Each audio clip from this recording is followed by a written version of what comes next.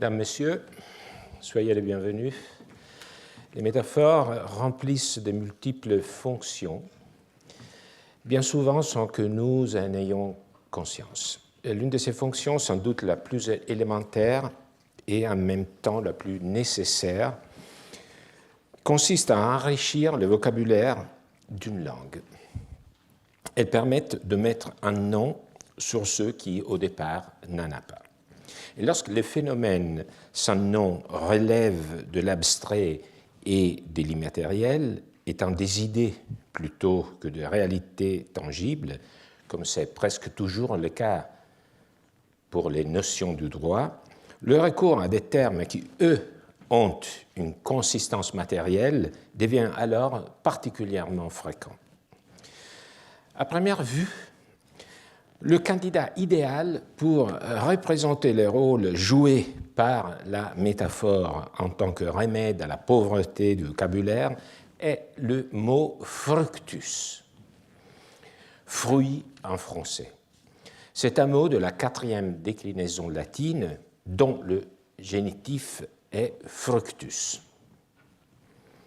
Le mot fruit évoque tout de suite, que sais-je, une pomme ou une figue, bref, un objet concret, naturel, qui est propre à traduire en termes tangibles un concept juridique et économique, celui de revenu, de profit.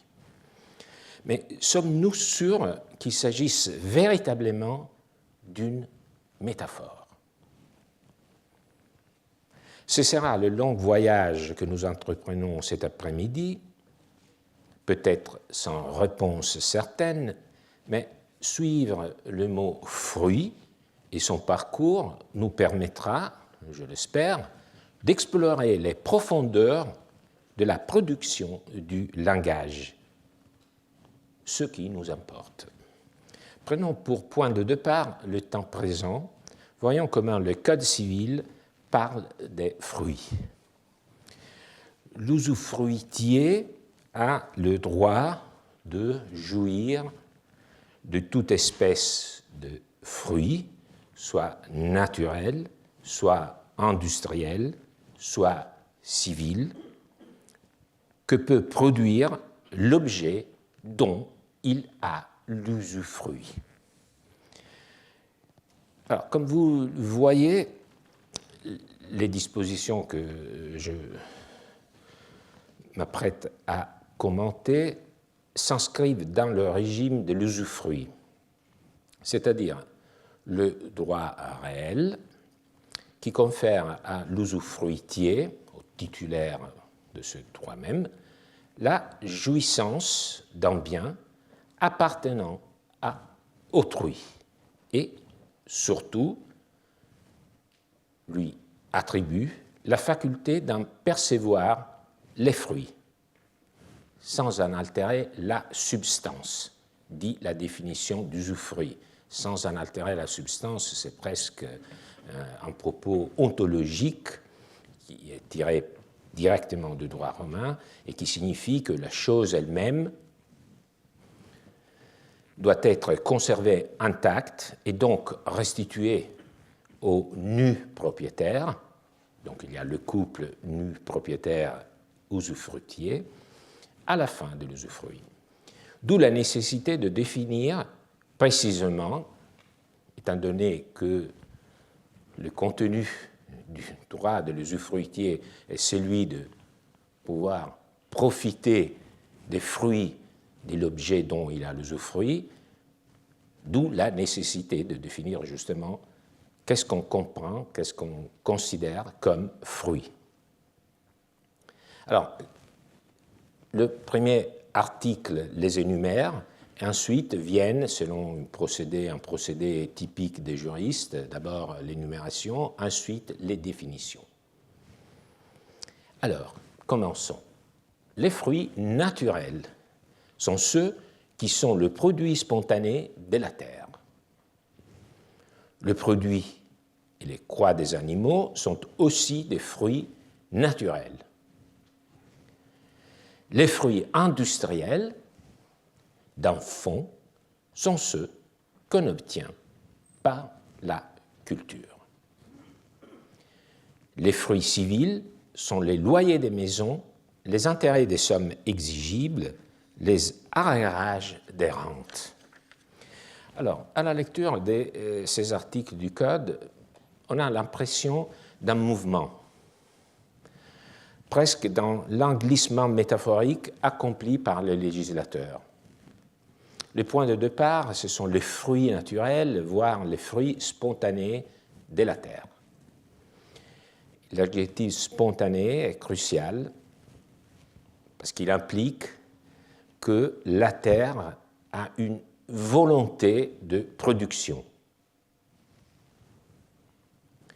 Puis, on s'éloigne progressivement, les produits non plus de la terre, mais des animaux.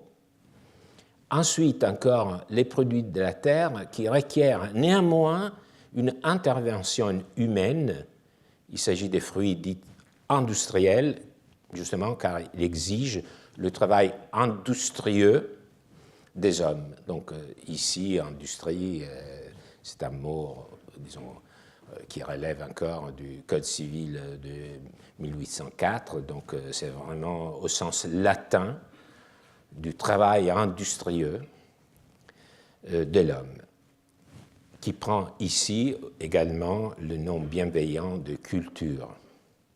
Enfin, il s'agit de fruits qui n'ont plus aucun rapport avec la biologie, mais qui sont de pures opérations juridiques à contenu économique, comme le loyer que l'on perçoit lorsqu'on loue un appartement.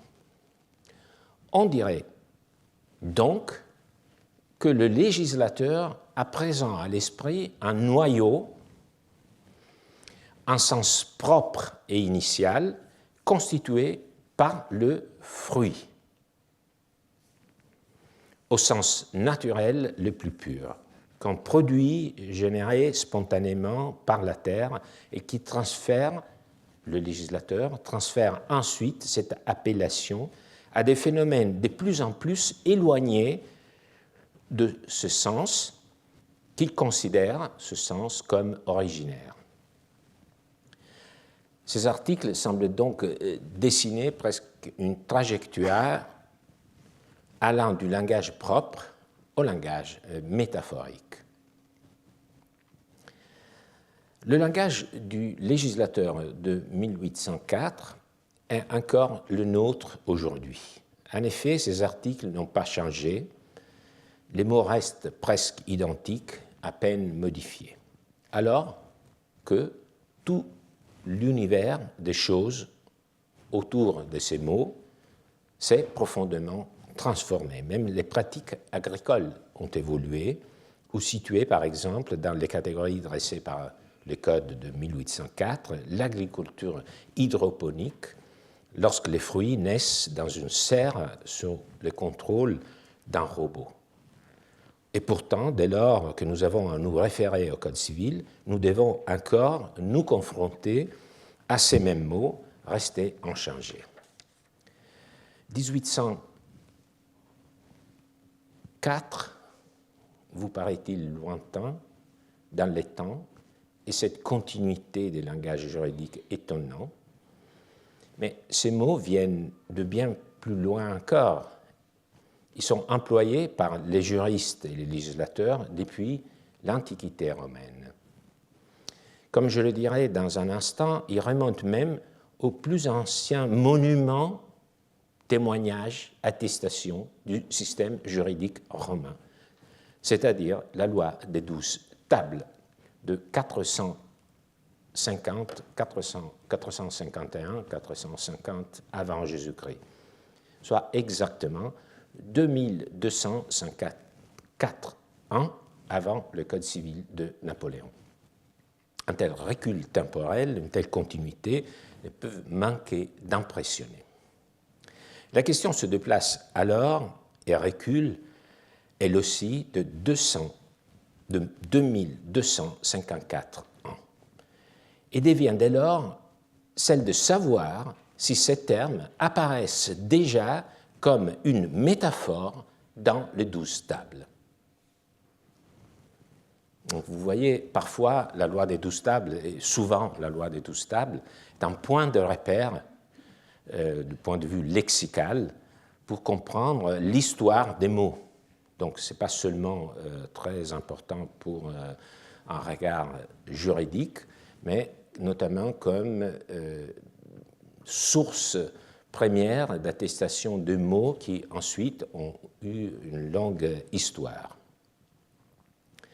Alors, pour essayer de répondre à cette question, est-ce que, au départ, au moins au départ, que nous pouvons saisir celui des 12 tables, parce que les mots ont une histoire même avant la loi des 12 tables, mais est-ce qu'au niveau chronologique des 12 tables, le mot fructus était-il déjà une métaphore telle que nous la lisons dans le Code de Napoléon? Donc, pour essayer d'y répondre, élargissons un peu le regard, contemplons un peu le paysage, prenons le temps d'entrer dans un passage de Varron. Marcus Terentius Varro est un savant romain de la fin de la République, contemporain de Cicéron. Il était l'aîné, disons, de Cicéron de 10 ans, plus ou moins. Donc, contemporain de Cicéron et de César, Varron est considéré comme le plus savant des Romains, selon la formule employée par Quintilien. Son œuvre la plus importante en linguistique est les traités sur la langue latine, De Lingua Latina, rédigé probablement entre 47 et 45 avant Jésus-Christ. À l'origine, ce traité comprenait 25 livres, mais seuls les livres 5 à 10 nous sont parvenus en grande partie. Dans le De Lingua Latina, Varron s'applique à expliquer l'origine des mots latins. Son objectif est double, montrer que la langue obéit à une certaine logique rationnelle. Deuxième objectif, préserver la tradition romaine à travers l'étude des mots. Il y a toujours un côté, moi dirais-je, passéiste dans ceux qui s'intéressent au passé. Mais comme chaque mot est un livre ouvert sur la réalité qu'il incorpore, l'analyse lexicale des Varron constitue aussi une véritable mine d'or de référence aux usages et aux mentalités archaïques des Romains, qui autrement nous seraient perdus. Alors, comme c'est un peu, disons, la logique de cette séance aussi, j'insiste, l'étude du lexique est souvent pas seulement une étude de la langue, mais aussi des réalités, des images mentales qui ont conduit à utiliser, à créer, à transformer un mot. Donc il y a aussi l'intérêt pour la réalité qu'il y a derrière les mots.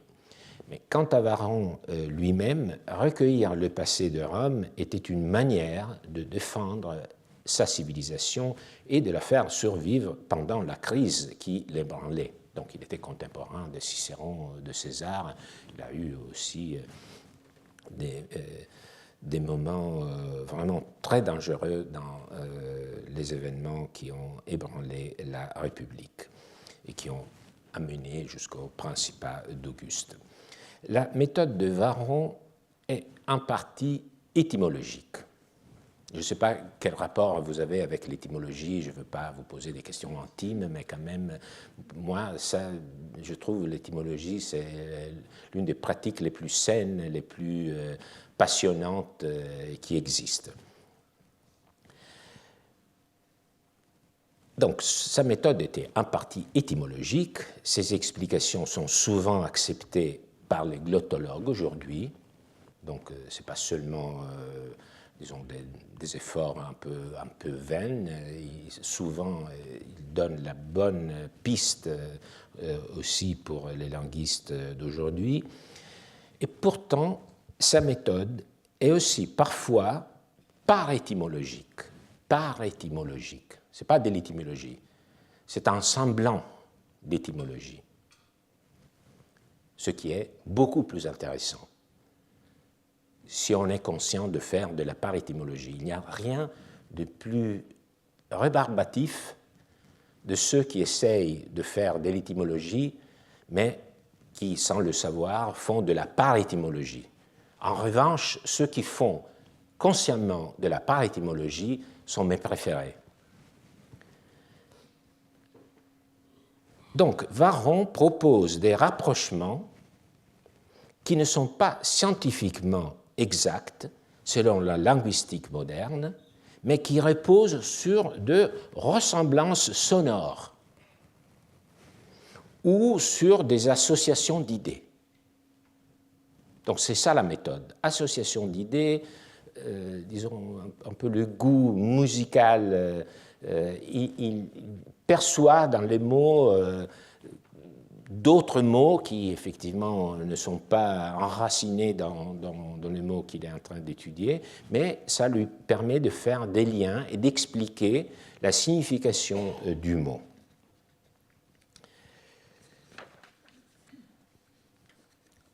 Et ces explications de ce genre reflètent davantage une logique culturelle et symbolique qu'une analyse historique et linguistique rigoureuse. Alors, c'est exactement ce qui se passe dans ce passage, tiré du 5e livre. Ici, Varron ne fait pas seulement de l'étymologie, il montre par association d'idées comment le vocabulaire agricole latin reflète une vision économique. Les mots racontent la manière dont les Romains des premiers temps comprenaient la richesse et la production. Il faudrait le lire en latin, bien évidemment, parce qu'il s'agit de mots en latin qui sont expliqués par d'autres mots en latin. Donc je vous fais confiance, on va le lire en français, mais vous allez toujours revenir au texte latin dont je vous donne la traduction. On est d'accord? Ager. En plus, vous savez, je déteste prononcer le latin à la française. Donc ça, pour moi, c'est un cauchemar. Je le fais pour vous, hein, seulement pour vous. Ager, champ. Elle est nom donné à la terre dans laquelle on faisait entrer quelque chose.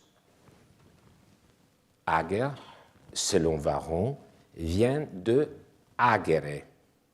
Donc, vous entendez ager, agere, qui signifie en français pousser, conduire. Donc, elle est nom donné à la terre dans laquelle on faisait entrer quelque chose, du verbe agere, ou hors de laquelle on faisait sortir quelque chose, en vue de la fruition, fructus causa.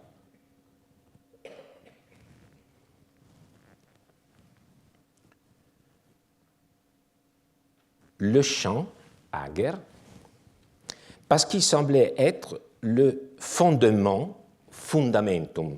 Là également, vous entendez fundus, fundamentum. Le rapprochement. Fondement de quoi? Des troupeaux d'animaux, pecudes, et fondement de la richesse, pecunia. Par ailleurs, vous savez que pecunia vient de pecudes.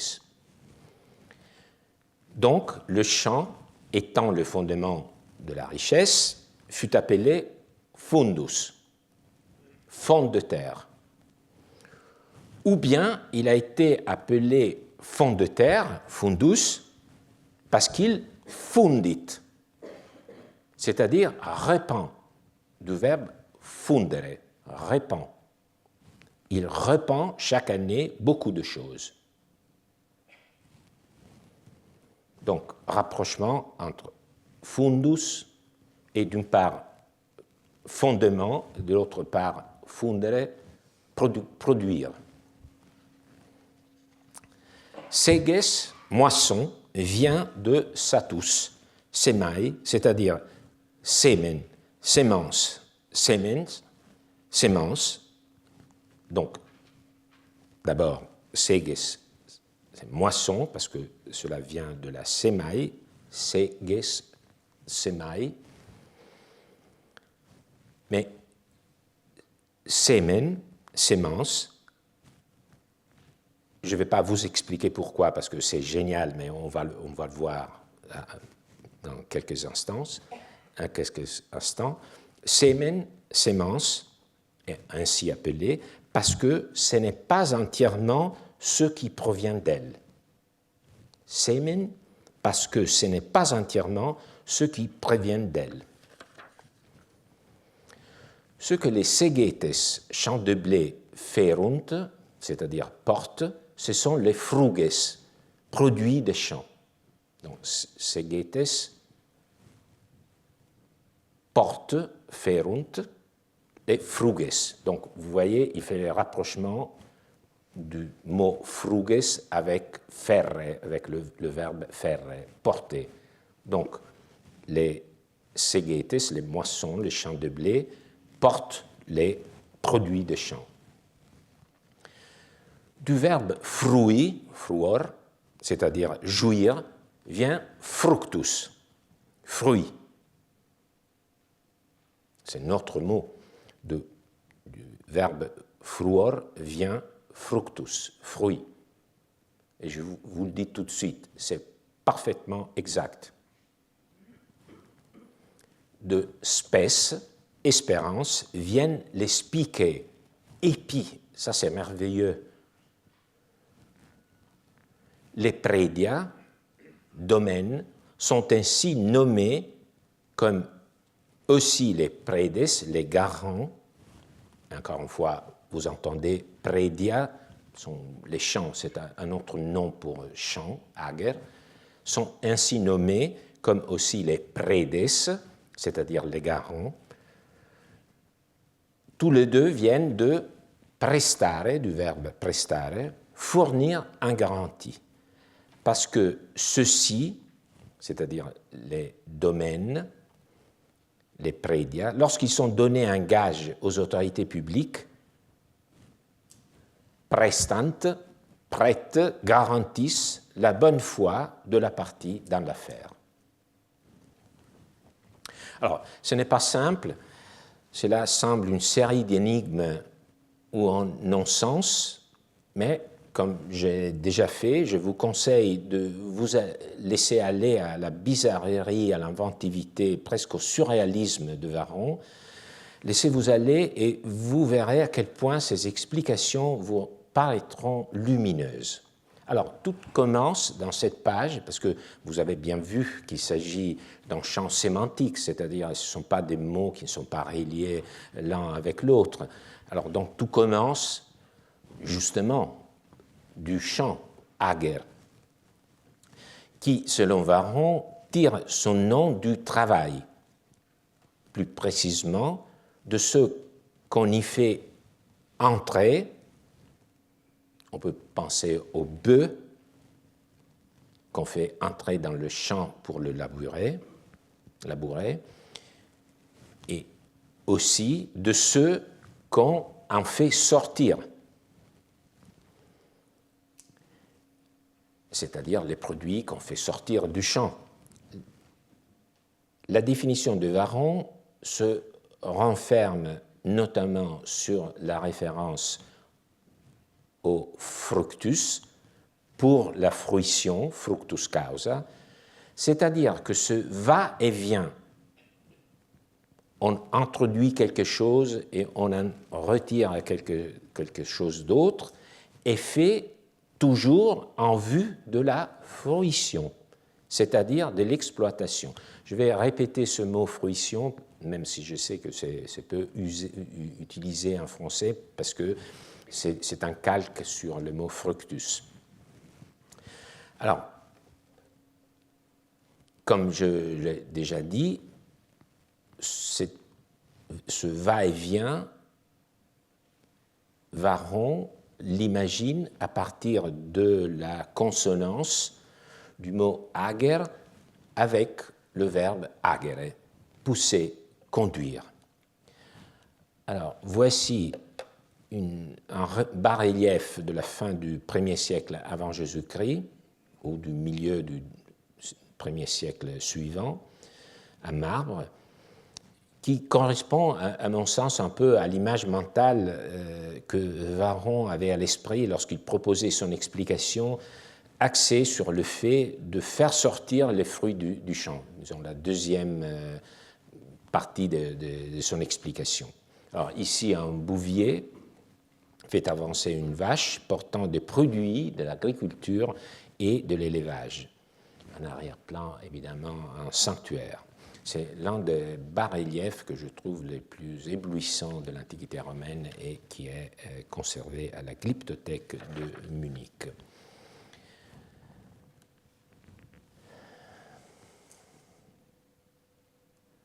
Vous voyez, produits du champ, bétail, l'élevage. Donc, on sort du champ, agere. Le champ, se poursuit Varron, est aussi appelé fundus, fond de terre, soit parce qu'il est le fondement, le support matériel de la richesse, notamment la richesse constituée de bétail, pecudes, et ce terme a donné lieu aussi au terme pecunia. Donc, l'argent était à l'origine le bétail. Mais Varron observe qu'il existe aussi une deuxième explication, c'est-à-dire que fundus pourrait venir, mais vous voyez aussi cette manière, il ne dit pas qu'il y a deux explications qui sont alternatives et qu'il propose de partager. Il propose deux solutions qui sont cumulatives à son sens, parce qu'il s'agit de parétymologie. Il cherche la plus bonne, si vous voulez. Il essaye de nous faire comprendre par cette accumulation de parétymologie le véritable sens de ce mot. Alors, donc, deuxième explication du verbe fundere, répandre. Le fond de terre est ainsi appelé parce qu'il répand, fundit, les produits de la terre.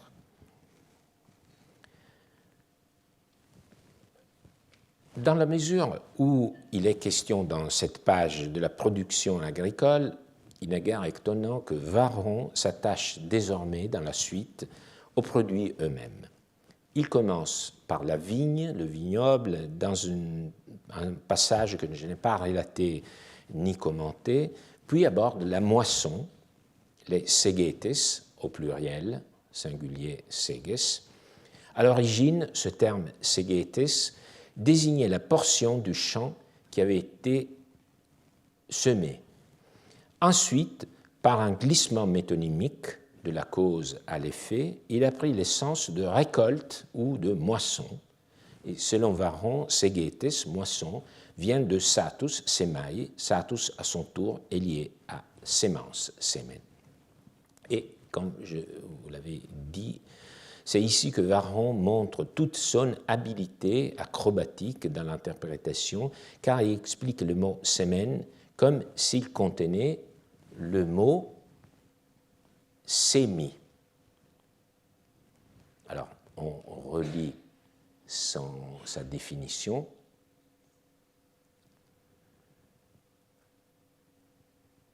Semen, sémence, parce que ce n'est pas entièrement ce qui provient d'elle. On comprend, première vue, on ne comprend pas. Ensuite, on se dit, il a dû entendre dans le mot semen le préfixe sémi. Alors, en français, je pense que ce n'est pas si si fréquent, ce préfixe, mais c'est le même préfixe grec émis qu'on trouve en français dans deux mots comme hémicycle pour une salle, un demi-cercle, ou hémisphère. Donc, sémi est l'équivalent de démi. Donc, sémence, essayez de diviser le mot en deux, comme s'il y avait au départ sémence, ne serait donc qu'une partie initiale incomplète. Ainsi, elle porte une promesse parce qu'elle produit, ce qu'elle produit est plus important que ce qu'elle était au départ. C'est comme ça que Varron explique Semen. Et on retrouve ici évidemment l'image d'une nature bienveillante qui aide l'homme en faisant croître ce qu'il a semé. Mais en même temps, Varron souligne la valeur du travail humain, en particulier celui de l'agriculteur. C'est lui qui laboure, qui sème, qui irrigue, son action s'ajoute à la force naturelle de la semence et en augmente l'énergie. Nous avons ici une conception similaire à celle des fruits industriels au sens du Code civil, issu de la coopération entre la terre et l'homme industrieux. Le champ semé de blé, segetes, porte, c'est-à-dire qu'il produisent et font naître les récoltes, dans la suite du texte, qui s'appellent les fruges, du verbe ferre, porter, notamment, fruges, notamment, il s'agit des légumes et du froment. Le verbe latin ferre suggère l'idée que la terre soutient et offre ses fruits, comme si elle les faisait émerger et les présentait aux hommes. Ensuite, Varron ajoute que de fruits, jouir, tirer profit, vient fructus. Le fruit n'est pas seulement un produit naturel, c'est quelque chose dont on jouit. On commence à entrer dans le champ qui nous intéresse de plus près, dont on tire profit. Donc vous voyez, il y a d'une part une perspective qui part de la terre et de sa production, qui vise sa production, mais avec fructus, on se déplace, on change d'angle de lecture, parce qu'ici, le rattachement au verbe fruor implique que c'est plutôt l'angle de la jouissance, de ce qui nous apporte, du bénéfice, qui donne le nom au fruit, au fructus. Ensuite, Varron croit reconnaître le mot spes, espérance, dans spice, épi, l'attente d'un gain futur. Et enfin, le texte semble s'éloigner des produits, revenir au champ lui-même et se déplacer du registre agricole vers le registre juridique. Les domaines, les predia, sont liés par Varron au garant, predes, et au verbe prestare, garantir. La terre n'est pas seulement une réalité agricole, elle est aussi une valeur économique. Un champ, un domaine peut servir de garantie auprès des autorités publiques, comme il l'explique, par exemple dans le cadre d'un marché passé entre un particulier et une cité. En conclusion, comme on peut le voir par ce chemin de synthèse, ce texte de Varron montre que pour les Romains, l'agriculture est la base de l'économie, que le vocabulaire agricole est lui aussi un reflet de l'économie. Donc, j'ai essayé de vous présenter le raisonnement de Varron de façon très synthétique.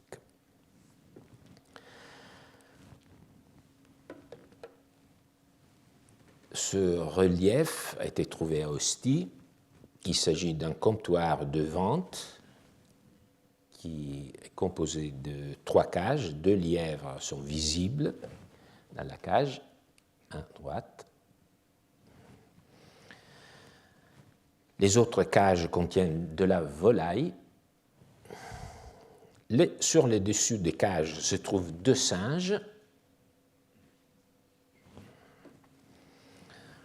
Et un panier.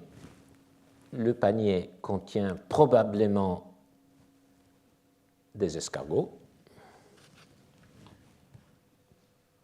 Ici.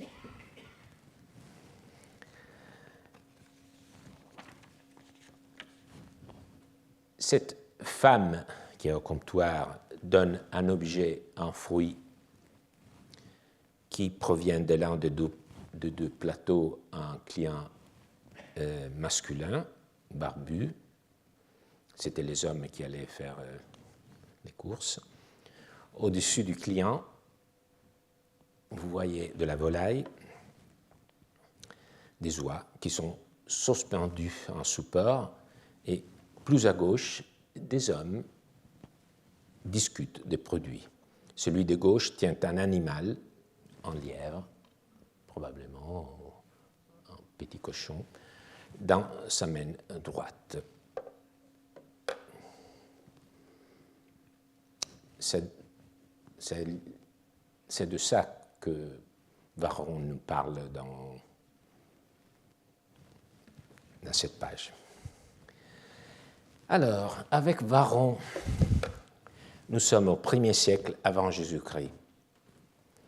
Son regard se tourne vers le passé, vers les âges obscurs de Rome. Donc il faut comprendre que même si Varron nous paraît très éloigné, il est un homme, disons, de l'apogée de la République. Donc quand il parle de ce vocabulaire, il assume une attitude rétrospective. Donc, si nous voulons rechercher la signification des mots, non pas dans le regard rétrospectif d'un antiquaire comme Varron, mais dans des textes plus anciens, nous nous trouvons en difficulté. Car plus on remonte vers les origines de Rome, plus le texte se raréfie. Il existe pourtant des exceptions, notamment la loi des 12 tables, à laquelle nous revenons maintenant. Pourquoi la loi des 12 tables a survécu tel un bloc erratique dans le désert des témoignages écrits? Évidemment, grâce à son importance, et qui a fait qu'elle était transmise, cette loi, disons, matricielle du système juridique romain, transmise de génération en génération. Et lorsque la littérature latine naît, donc disons à peu près le 200 avant Jésus-Christ, on retrouve souvent des mentions de la loi des 12 tables dans les écrivains, même s'il ne s'agit pas d'écrivains de textes juridiques, mais c'est tellement crucial comme, pas seulement législation, mais presque comme un livre identitaire de la Rome antique, qu'il y a toujours une bonne raison pour les mentionner. Donc même si nous n'avons pas le texte complet, on peut en faire l'édition, ce qu'a fait récemment, en 2020, un grand savant français, Michel Imbert. C'est de son édition que je cite ce texte. Si la possession intérimaire de la chose faisant l'objet de la revendication a été obtenue indûment, que le prêteur nomme 3 arbitres. On transigera par une compensation fixée au double de la valeur de la chose et des fruits, en suivant l'avis des arbitres. Alors, il faut s'habituer un peu au style de 12 tables. C'est déjà le style impératif de la loi tel que nous l'entendons encore aujourd'hui, mais il y a quelque chose, il faut l'avouer, de rugueux, de rocailleux, de solennel, presque d'épique. Ce qui est rocailleux est souvent épique. Et les mots, parfois transparents, parfois obscurs, étaient déjà difficiles à comprendre pour les Romains des époques postérieures. Cicéron lui-même peinait à en saisir l'essence, bien qu'il eût appris par cœur dès l'école, la loi des 12 tables. C'est sur ce texte, en effet, qu'on apprenait à lire et écrire. Imaginez la rigueur d'une telle éducation. Cela dit, au fond, la situation envisagée par la norme ici est assez compréhensible. Il s'agit d'une action en revendication. Quelqu'un se prétend propriétaire et réclame la chose à celui qui en a la possession. Donc ça, c'est le cadre. Quelqu'un se prétend propriétaire et réclame la chose à celui qui en a la possession.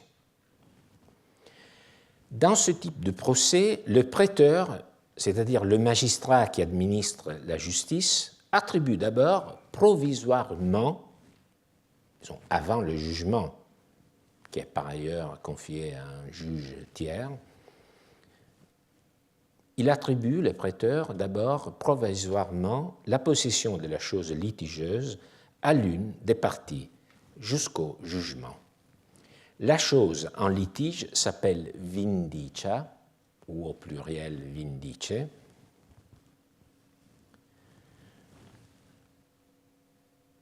Métaphore transparente qui exprime surtout la violence qui se produit ou qui fait semblant de se produire dans le cadre du procès. Et il y avait cette explication étymologique qui n'est pas fausse, vindicia de vimdicere, dire la force. Donc il s'agit de la lutte qui a lieu dans le procès. Alors, ce qui nous intéresse ici, c'est que pendant la durée du procès, la chose est confiée provisoirement à une des deux parties. Et si au terme de la procédure, celle-ci succombe, elle doit restituer au vainqueur, reconnu propriétaire, la chose et les fruits perçus, au double. C'est précisément l'objet de la règle qui est énoncée ici. Pour évaluer la valeur de la chose et du fruit, le prêteur nomme 3 arbitres. Alors, imaginez que le possesseur intérimaire ait récolté, consommé le raisin et qu'ils doivent maintenant restituer la chose à l'adversaire. Les arbitres en fixent le prix qui sera ensuite multiplié par 2.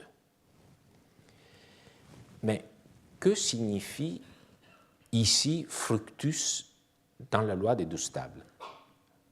Alors, franchement, ce n'est pas si évident que ça d'avoir la possibilité d'une attestation du mot fructus à ce niveau chronologique, aussi reculé dans le temps. Donc nous sommes au milieu du 5e siècle avant Jésus-Christ, on a un témoignage, l'attestation de ce mot. Après, on pourrait discuter, est-ce que vraiment la transmission de ce texte est fidèle? Alors, nous suivons cette édition critique et il y a le mot fructus dans cette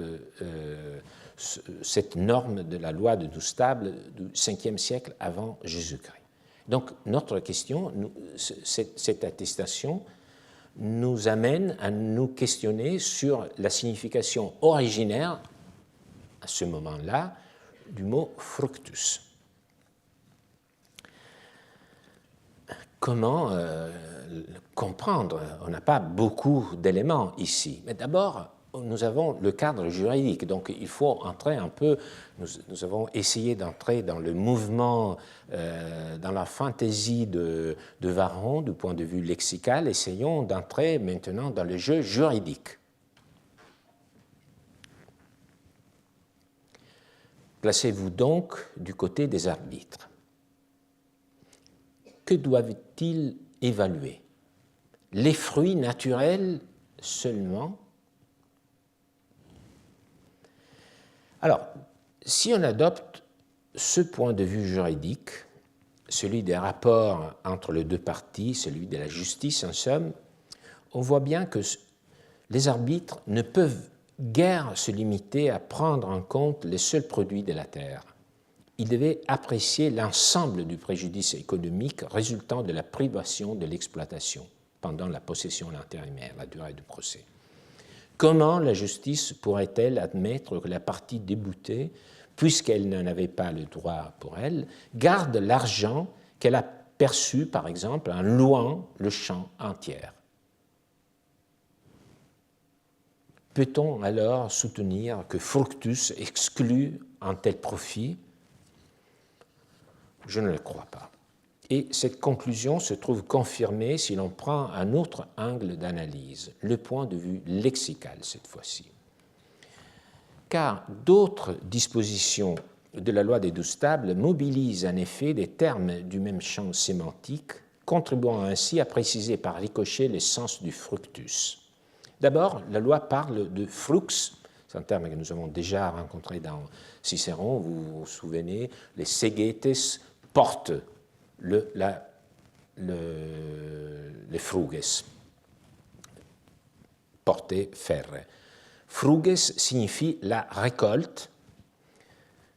Plus précisément, le mot signifiait d'abord la force fécondante, frux comme lux, l'énergie du sol lui-même.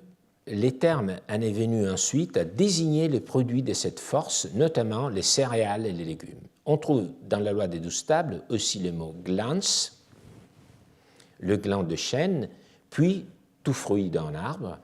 Enfin, on y trouve seges, un terme que nous venons aussi de voir dans Varron, qui signifie d'abord la terre ensemencée, puis la moisson.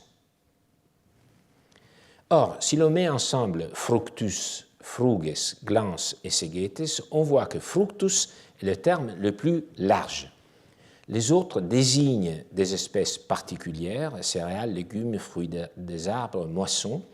Le terme fructus, lui, se présente donc déjà comme une notion générale, un constat auquel nous parvenons sur le plan lexical et qui est conforme à l'hypothèse formulée à l'instant lorsque nous envisagions le rôle des arbitres et leur tâche juridique de préserver l'équilibre entre les parties, qui impliquait, je viens de vous le proposer, une notion large de fructus.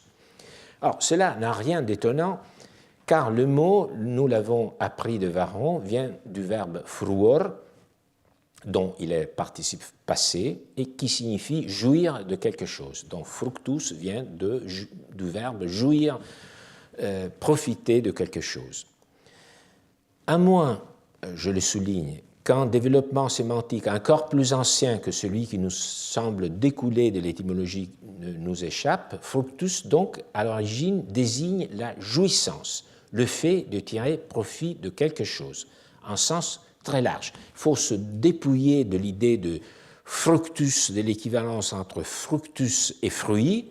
Fructus, à ce niveau chronologique et dans ce contexte, signifie plutôt la jouissance. Comme je vous l'ai proposé, essayons de substituer mentalement le mot fructus par le mot fruition. Et vous l'aurez noté, cette définition, fructus désigne la jouissance, la fruition, par non du produit, mais du sujet qui en jouit. Ce n'est pas le point de vue de la nature qui produit, mais celui de l'homme qui en bénéficie. Mais il y a un élément encore plus important qui échappe souvent à l'analyse dans la norme de 12 tables que nous avons vu ici. Le mot fructus n'est pas au pluriel. On ne dit pas qu'il faut restituer le double de la valeur des fruits au pluriel, il dit qu'il faut restituer le double du fruit au singulier. Et donc, fructus a ici précisément son sens fondamental, celui qui le rattache au verbe fruor. Il désigne d'abord la jouissance avant de désigner les produits, les choses mêmes de la jouissance. Donc, fruition. Ainsi, le législateur de 12 tables emploie un terme abstrait. Le possesseur intérimaire doit restituer la valeur de la fruition, laquelle implique potentiellement tout type de produits, non seulement ceux du champ, mais aussi ceux des arbres ou encore des animaux, et pourquoi pas, peut-être même le travail d'un esclave dont l'activité aura été exploitée. Fructus n'est donc pas une métaphore. C'est au contraire un terme juridique, économique, par excellence, dès son origine.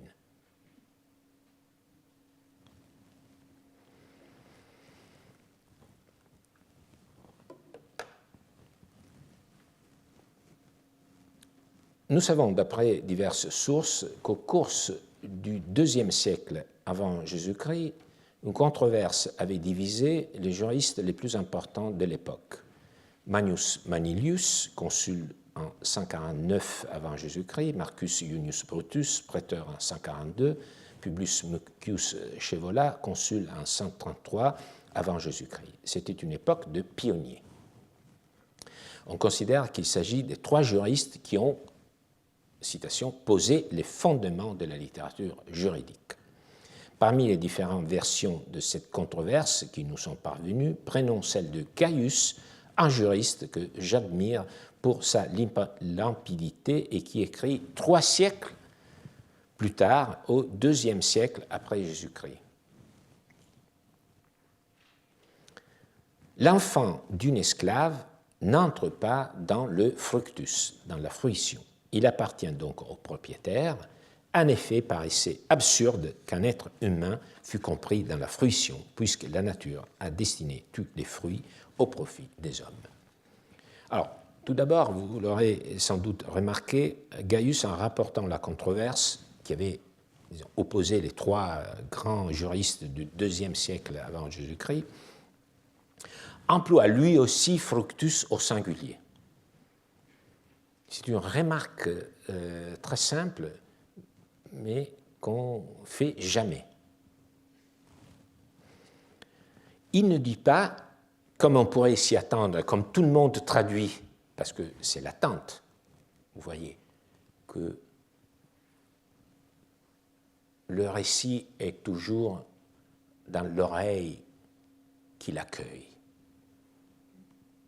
Et donc la traduction est toujours une interaction entre le texte et les attentes du traducteur. Et donc, on s'attend le verbe au pluriel, mais on ne se rend pas compte que le verbe est au singulier, que le mot est au singulier. Latinisme. Donc, le texte ne dit pas « l'enfant de l'esclave fait-il partie des fruits ?» Il dit « rentre-t-il dans le fructus ?» Et donc, il faut sous-entendre, il faut entendre ce texte au sens de fruition. Est-ce qu'il rentre dans la fruition?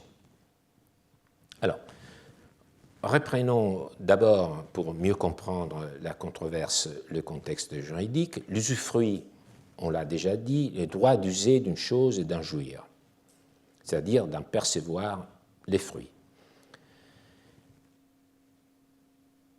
Il y a donc une séparation entre la propriété, la nue propriété, la titularité du bien et la faculté d'en jouir.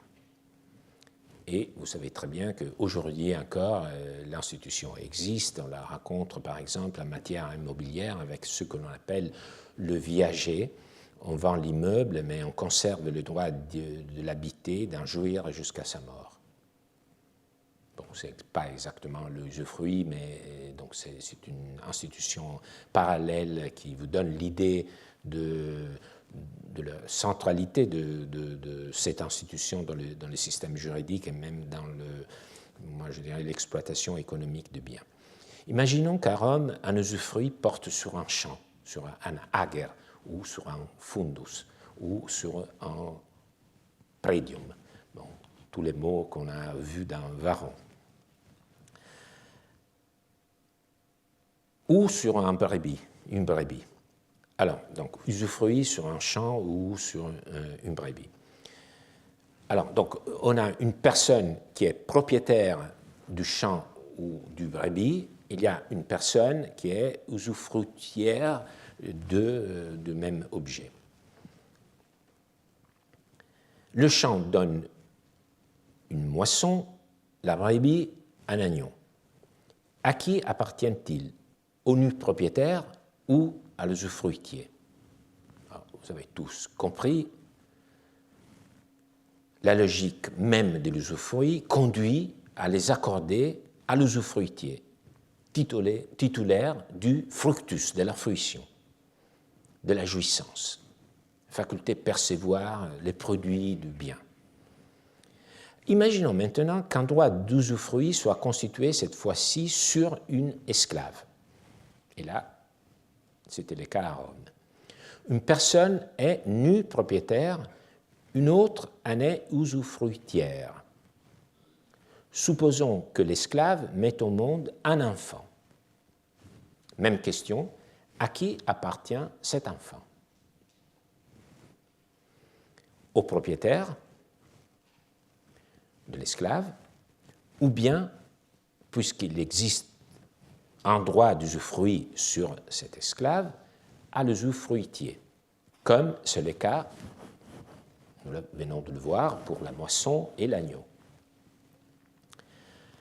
Comme je vous l'ai dit, c'est une question assez difficile, et donc elle a divisé les trois grands juristes du IIe siècle avant Jésus-Christ. Mais l'opinion de Iunius Brutus l'a emporté. Il nie que l'enfant né de l'esclave appartienne à l'usufruitier. Et c'est cette opinion gagnante que Gaius rapporte. Alors, le raisonnement est d'une sobriété et d'une rigueur telle que les modernes ont tenté de le compliquer inutilement. C'est toujours comme ça.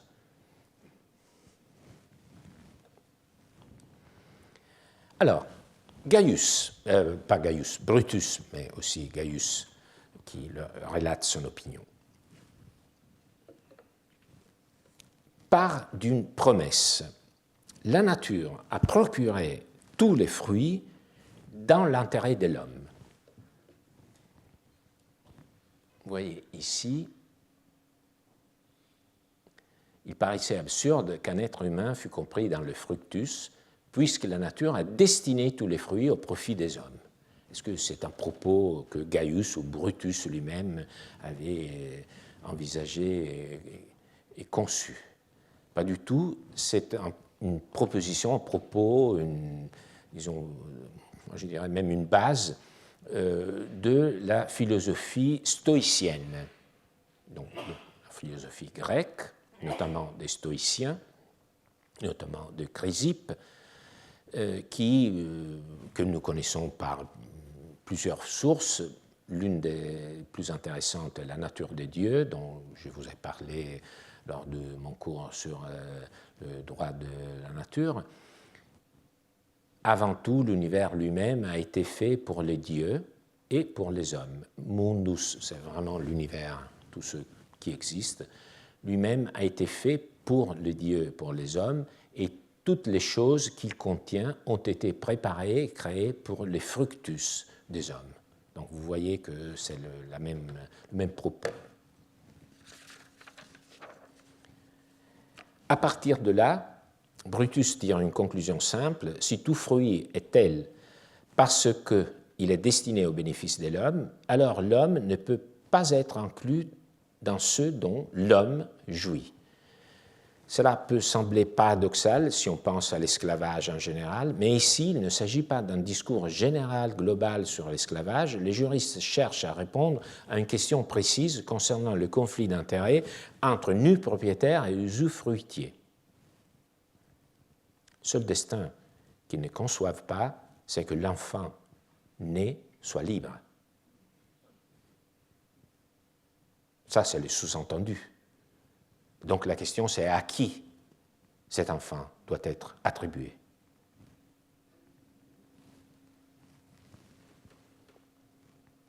Et la conclusion est d'une logique implacable. Gaius dit qu'il serait absurdum de faire entrer l'homme, c'est-à-dire le nouveau-né, dans la notion de jouissance, de fructus, absurdum, c'est-à-dire illogique, contradictoire. Là également, on comprend pas toujours ce que ce mot veut très bien dire. Il y a une belle recherche, un article, il y a une trentaine d'années, d'une savante italienne qui s'appelle Piera Capone sur ce mot absurdum, car le fruit, le fructus, est précisément ce qui procure une utilité à l'homme. Or, c'est ici la contradiction logique. L'homme ne peut pas être en même temps sujet et objet de la jouissance, de la fruition. Alors, je sais bien que vous percevez ici une tension avec l'idée même de l'esclavage, mais du point de vue technique du droit, c'est la solution la plus limpide. Permettez-moi d'évoquer ici une splendide mosaïque provenant de la remarquable cité romaine d'Outina, l'actuelle Oudna en Tunisie, aujourd'hui conservée au Bardo. On y voit deux esclaves, Miro et Victor, occupés à servir leur maître en lui versant à boire. Le paradoxe veut que ce maître s'appelle Fructus.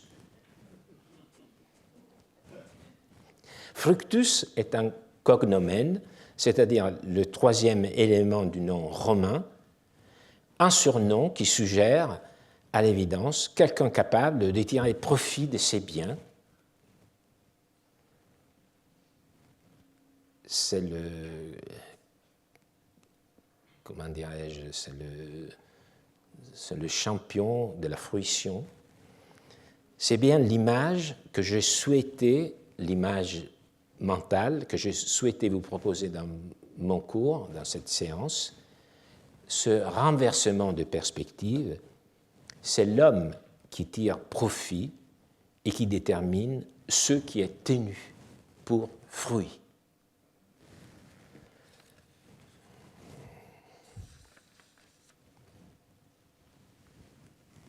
Je m'apprête à conclure, mais voyons encore ce texte.